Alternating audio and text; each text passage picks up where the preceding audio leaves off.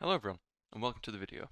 Today I'm going to be showing you how to use permissions in your own plugin. And to use permissions, it's extremely simple. It's perhaps one, maybe even two lines of code, and that's all you need to add your own permissions. So, let's get straight into the code.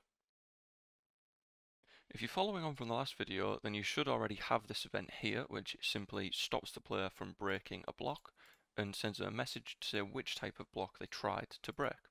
So for today's purposes, we're using this event to show how we use permissions in this plugin.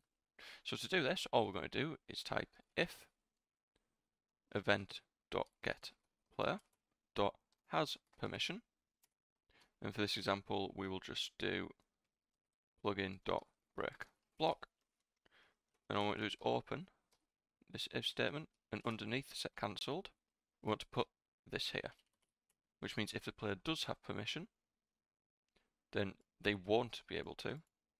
However, to reverse this, so only if the player does not have permission, we can simply add an exclamation mark at the beginning of this if statement.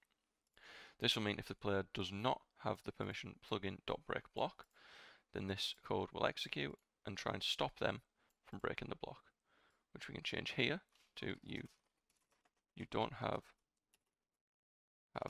permission. So, now we've written this, let's head over to Minecraft and see how it works. So now we're on the server, we can try and break blocks and see if the plugin works successfully.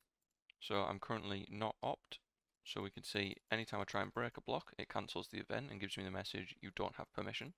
However, if I give myself op, then we can see that I should be able to break blocks successfully, as I now have the permission, which you can see here. So that pretty much concludes the permissions. It is really that simple. You can use permissions in almost anything you want, events, commands, or pretty much anything that you can control within the server. So I hope you enjoyed this video, and if you did, make sure to hit the like button, hit the subscribe button, and thank you very much for watching.